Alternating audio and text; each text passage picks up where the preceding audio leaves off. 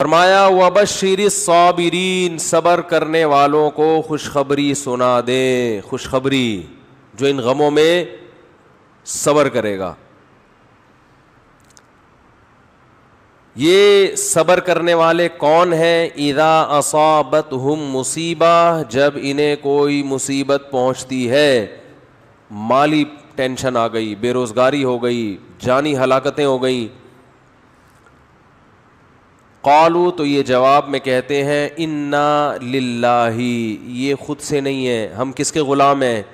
اللہ کے. تو مالک کو اجازت ہے کہ وہ اپنے غلام کو آزمائش میں ڈال سکتا ہے. ہم اللہ کے غلام ہیں بھائی، یہ اللہ کے تصرفات ہیں. اتفاقی حادثات پہ انسان ٹینشن لیتا ہے، جو پہلے سے پلاننگ کے تحت ہوں اور اس کی پلاننگ کرنے والا ہمارا رب ہو اور ہم سے محبت کرتا ہو، اس کی طرف سے پریشانی تو ہمیں بنانے کے لیے، ہمیں بگاڑنے کے لیے اور عذاب دینے کے لیے نہیں ہے. انا للہ، ہم اللہ کے غلام ہیں، وانا الیہ راجعون، اور اسی کی طرف ہم نے لوٹ کر جانا ہے،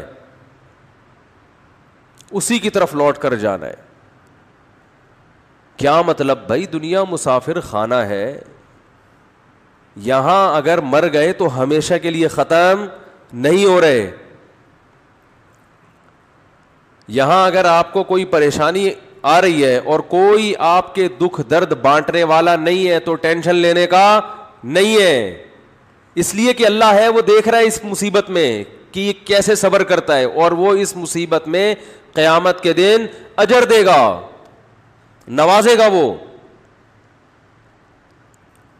ہمارے حضرت مفتی رشید احمد صاحب رحمہ اللہ تعالی ایک بہت زبردست بات بیان کیا کرتے تھے. فرماتے تھے کہ جیسے کسی کو بخار ہو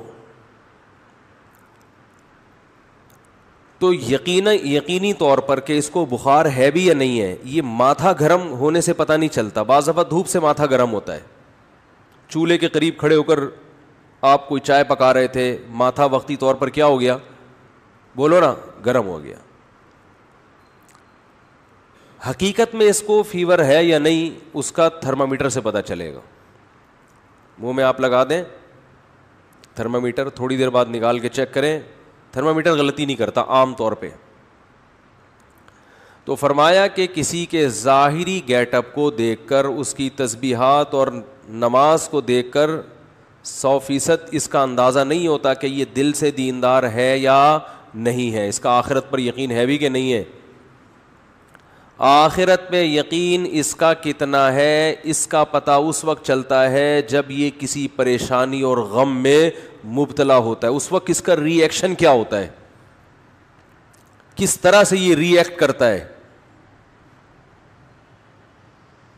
اذا مسہ الشر جزوعا ہے کہ شر پہنچا تو ایک دم چیخنا چلانا، شور شرابہ، ہائے یہ کیا ہو گیا، ہائے یہ کیا ہو گیا، وہی ایسے چیخ رہے ہیں، پاگل ہو رہے ہیں، میں خودکشی کر لوں گا، میں یہ کر لوں گا، میرے سے نہیں برداشت ہو رہا، یہ ہو. اس کا مطلب یہ صرف گیٹ اپ ہے. سمجھ میں آ رہی ہے بات؟ یہ صرف وظیفوں والے ہیں. اور اگر غم میں اور ٹینشن میں انسان کی زبان سے اچھی بات نکلتی ہے، غموں میں، اور میں نے بتایا تھا نا افغانستان میں جو امریکن آرمی آئی ہوئی ہے نا، وہاں سے جو افغانی آتے ہیں بتاتے ہیں کہ جب ان میں کوئی زخمی ہوتا ہے تو بہت چیختے ہیں، یہ بہت چیختے ہیں جیسے پتہ نہیں کیا ہو گیا. فوجی رو بھی رہے ہوتے ہیں، رپورٹ ہے یہ. کسی فوجی کا رونا کتنا برا عمل ہے کہ نہیں ہے؟ میدان جنگ میں فوجی رو رہا ہو. ہم نے تو مسلمانوں میں کبھی ایسا سنا نہیں، اپنے فوجیوں میں بھی کبھی ایسا نہیں سنا کہ فوجی ہو کے رو رہا ہے. ایک شاعر کا شعر یاد آ رہا ہے، اللہ کرے پورا یاد آ جائے. سن میری شہادت کا نہ تو ہوش اڑانا. بچہ اپنی ماں کو کہہ رہا ہے میدان جنگ میں جاتے ہوئے، یہ نظم بھی انشاءاللہ میں ریکارڈ کرواؤں گا اخپل طریقے سے. بچہ میدان جنگ میں جاتے ہوئے اپنی ماں سے کہہ رہا ہے کہ اگر میں شہید ہو جاؤں تو ہوش نہ اڑانا، اسلاف کے ناموس پہ مت داغ لگانا. ہمارے اسلاف کی جو عزت ہے نا وہ اسی سے ہے کہ وہ میدان جنگ میں رویا بولو نہیں کرتے تھے. ان کے ناموس کو داغدار مت کرنا. سن میری شہادت کا نہ تو ہوش اڑانا, اسلاف کے ناموس پہ مت داغ لگانا. ہندو نہ کہیں کہہ دے کہ روتے ہیں مسلمان. کہیں کسی ہندو کو یہ کہنے کا موقع نہ مل جائے کہ مسلمان بھی میدان جنگ میں شہید ہو کر ان کی مائیں بھی روتی ہیں.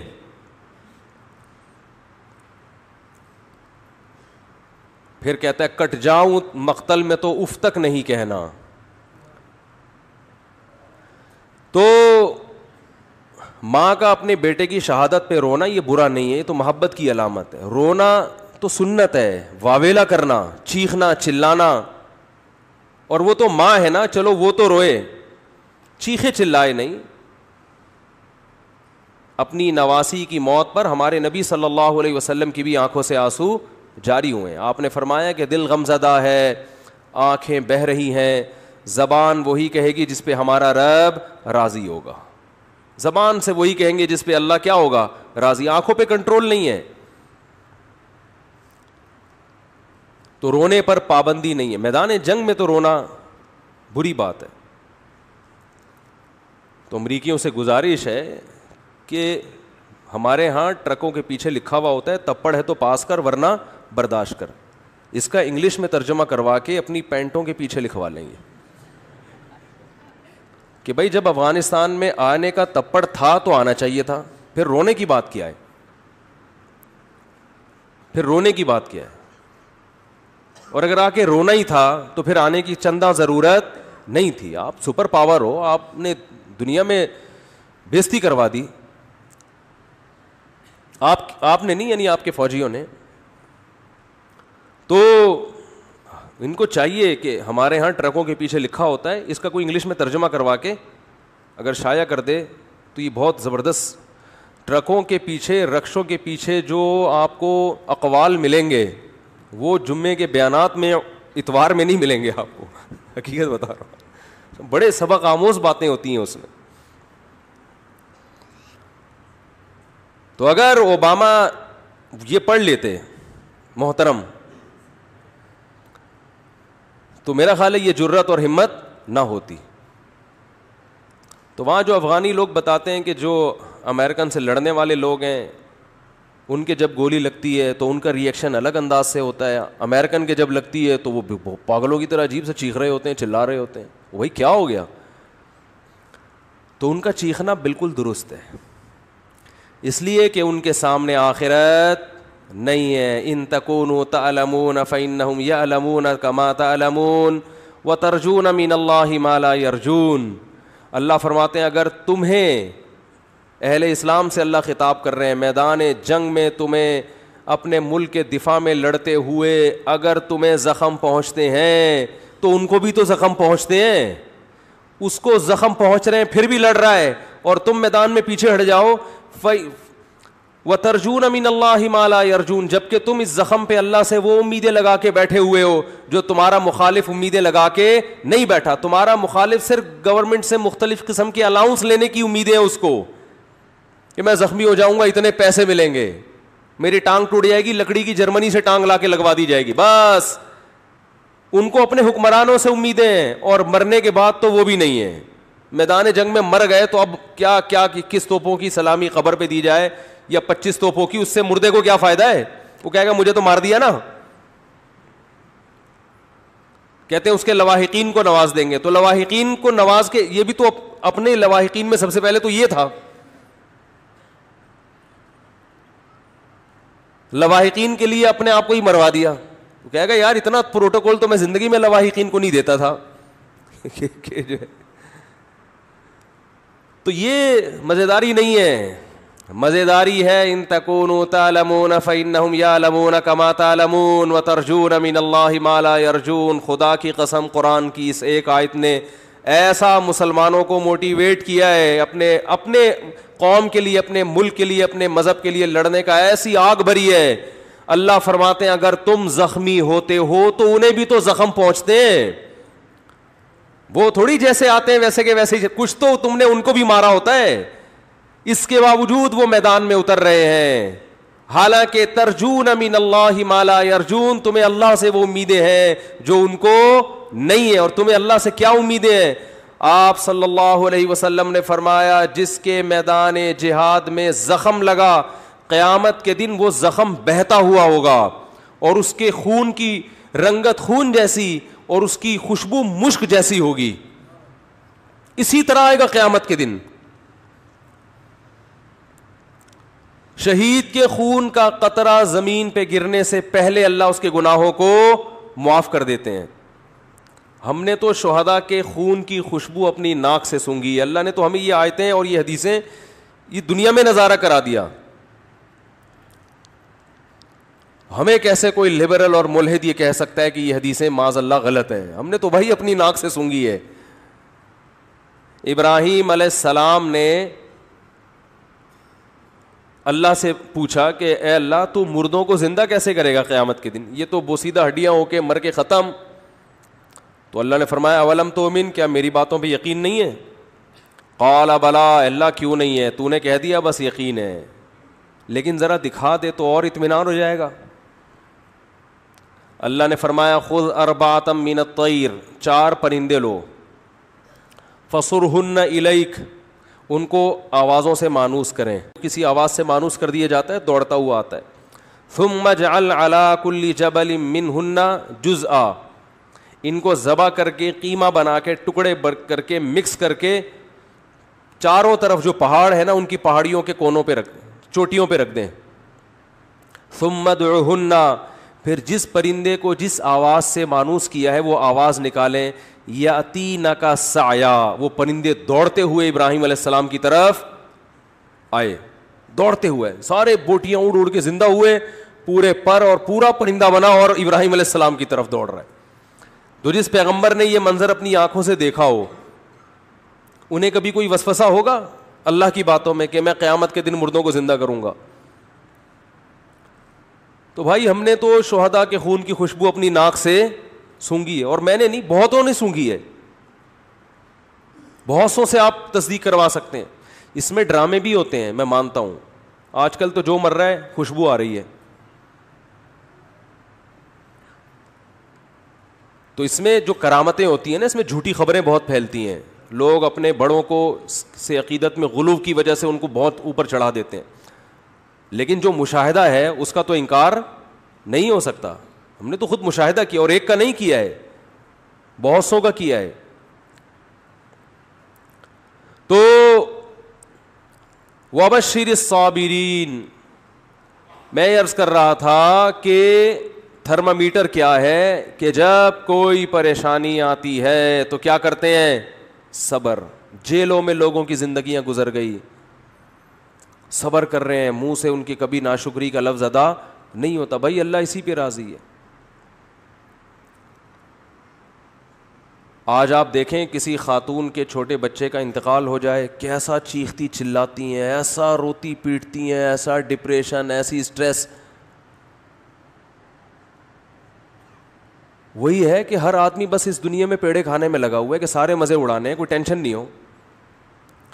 میری دادی کی اللہ مغفرت فرمائے, انہوں نے مجھے بتایا کہ ان کے 8 یا 9 بچے 7 اور 8 سال کی عمر کو پہنچ کے مرے ہیں.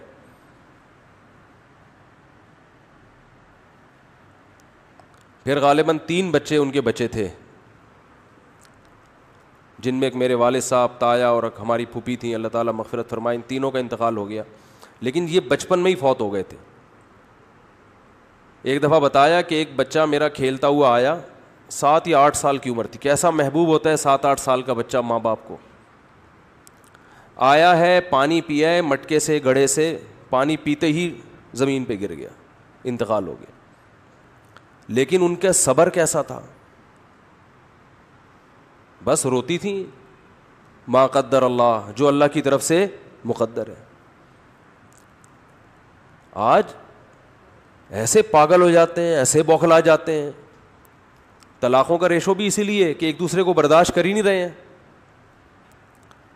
پہلے رشتے وجود میں آتے تھے, میاں میں خرابی ہے عورت برداشت کرتی تھی, چلو بھائی چلاؤ گزارا چلاؤ. عورت میں خرابی ہے میاں برداشت کرتا تھا, یار گزارا ہے, سارے مزے دنیا میں تھوڑی ہوں گے. اب نہیں بھائی, عورت کو میاں پورا ایکوریٹ چاہیے, بالکل سر کے بال سے لے کے پاؤں کے ناخن تک ریموٹ کنٹرول کی طرح وہ اس کے اشاروں پہ چلتا ہو. اور مرد کو بھی ایسا ہی ہے کہ بیوی ایسی چاہیے جس میں کسی قسم کا کوئی فالٹ ہو ہی نہیں, استخاروں میں بھی پازیٹیو آئے اور حسن و جمال بے مثال, اور جناب اخلاق بھی, اور ہر معاملے میں اس کا معیار ایسا ہے کہ اس کو دنیا میں بس سارے مزے اس نے دنیا میں چاہیے. یہ ہر آدمی کا ہو چکا ہے معاملہ. بھائی تھوڑا سا دنیا کو آڑا ترچھا کر کے چلاؤ, کنڈکٹر سے عبرت حاصل کرو نا. بار بار کہتا ہوں, بس جتنی بھی بھری ہوئی ہو, کنڈکٹر بس کو چھوڑ کے بھاگتا نہیں ہے کہ یار سیٹ نہیں مل رہی تو اب میں کہاں بیٹھوں, سارے تو پیسنجر چڑھ گئے. صبح سے شام لٹک لٹک کے ناظم آباد سے لانڈی, لانڈی سے ناظم آباد, ہوتا ہے کہ نہیں ہوتا؟ لٹک لٹک کے جائے گا, کہے گا رات کو سوئیں گے آرام سے, کوئی مسئلہ نہیں ہے. پاؤں رکھنے کی, انگوٹھا رکھنے کی جگہ نہیں ہے, مگر ایک دروازے سے چڑھے گا, سب سے کرایہ لے کے دوسرے سے اتر جائے گا. اسے کبھی ٹینشن ہوئی یار یہ کیا مسئلہ ہے یار, جگہ ہی نہیں ہے, سب لوگ عزت کے ساتھ سفر کر رہے ہیں, اور وہ باس جو ہے وہ تو ڈرائیونگ کی سیٹ پہ بیٹھا ہوا ہے مزے سے, اور میری حالت دیکھو یار, مجھے تو جگہ ہی نہیں مل رہی, جاؤ میں نہیں جا رہا. وہ کہتے کوئی بات نہیں یار, پیسے جب آئیں گے نا جیب میں اتنے سارے, تو اڈے پہ رات کو سوئیں گے آرام سے. پھر ان کو نیند بھی ٹائٹ آتی ہے, ان کو جگہ نہ بھی ملے بس کی چھت پہ سو جاتے ہیں, یہ ریڑیوں پہ سو جاتے ہیں, میں نے دیکھے ہیں. جگہ نہیں ملی, ریڑی لگی ہوئی ہے, کوئی پھل والا اپنی ریڑی چھوڑ کر چلا گیا, صبح دوبارہ سے پھل ڈالوں گا, 2-4 گلے سڑے سیب رہ گئے تھے سائڈ پہ لگایا, سو گئے. طبیعت سے سوتے ہیں مزے سے. وہ ٹینشن برداشت کر رہا ہے کہ بھائی پیسہ آ رہا ہے, تو بھائی ہم اور آپ بھی برداشت کر لیں کہ اجر آ رہا ہے اللہ کی طرف سے, ثواب مل رہا ہے, آخرت میں ذخیرہ ہو رہا ہے. رسول اللہ صلی اللہ علیہ وسلم نے ارشاد فرمایا, ان اللہ اذا احب قوما ابتلاہم, اللہ تعالیٰ جب کسی سے محبت کرتے ہیں اسے آزمائش میں ڈال دیتے ہیں. ایسا بھی ہوتا ہے. فمن صبر فلہ الرضا, پھر ان آزمائشوں میں جو صبر کرتا ہے اللہ اس سے راضی ہو جاتا ہے. کہتا ہے آزما لیا. پیغمبروں کو جو اللہ نے آزمایا تو کیسے خطابات دیے. نعم العبد, ایوب علیہ السلام کے بارے میں فرمایا کیا خوب بندہ, ساری زندگی بیماریوں میں گزر گئی, ایک لفظ زبان سے ناشکری کا نہیں نکلا. نعم العبد, یہ اللہ کی طرف سے القابات ملتے ہیں. جیسے ہم لوگ خطاب دیتے ہیں نا, کسی کو بہادری کا خطاب دے دیا, بہادر خان نام رکھ دیا, کسی کو حکیم الامہ کا نام ہم نے دیا, کسی کو قائد اعظم کا نام دیا, کسی کو مادر ملت کا نام دیا, مختلف قسم کے لقب ہم دیتے ہیں ان کی کارکردگی سے متاثر ہو کر. اللہ بھی دیتا ہے لقب, نعم العبد, کیا خوب بندہ. صحیح ہے نا, کیا خوب بندہ تھا میرا, صبر کی وجہ سے. وَإِذِ ابْتَلَىٰ إِبْرَاهِيمَ رَبُّهُ بِكَلِمَاتٍ, سورہ بقرہ, فرمایا اس وقت کو یاد کرو جب ابراہیم کو اس کے رب نے چند چیزوں میں آزمایا, وہ بھی آزمائشیں آئیں ان کے اوپر. فَأَتَمَّهُنَّ, ابراہیم ان آزمائشوں میں پورے نہیں اترے, کامیاب نہیں ہوئے, بہترین طریقے سے کامیاب ہوئے. اتمہن, بہترین طریقے سے ان آزمائشوں میں کامیاب ہوئے. کیسا آزمایا؟ اللہ ہم سب کی حفاظت کرے, ہماری اولادوں کی حفاظت کرے. اگر کسی کی ڈیتھ ہو جائے تو ہمارا ری ایکشن کیا ہوتا ہے, لیکن ابراہیم کو حکم دیا جا رہا ہے علیہ السلام کو, خود ذبح کرو اپنے ہاتھوں سے بچے کو. بتاؤ, اللہ کی طرف سے کسی کی موت ہو جائے, یہ بڑی آزمائش ہے. یہ باپ کو خود حکم دیا جا رہا ہے خود کاٹو گلا, یہ تو بہت بڑی آزمائش ہے. میں نے کہا کوئی بات نہیں بھئی, اللہ ویسے بھی تو مار سکتا ہے, میرے ہاتھوں کٹوا رہا ہے, میں کاٹ دوں گا اس کو. ان تمام آیات اور احادیث سے پتہ چلتا ہے کہ اللہ انسانوں کو اپنا غلام دیکھنا چاہتا ہے, اور غلامی کی صورت میں ہی دیکھنا چاہتا ہے. کہ فنڈر بننے کی کوشش بولو مت کرو, فنٹر نہ بنو. جیسے جیسے میں تمہارے ساتھ کر رہا ہوں بس تم نے صبر کرنا ہے, شکر کرنا ہے. ہاں خود سے آزمائشیں اللہ سے نہ مانگو, خود سے ایسے کام نہ کرو جس سے آزمائشیں تم پر آئیں, یہ پھر اللہ کی مدد بھی نہیں ہوتی, ثواب بھی نہیں ملتا.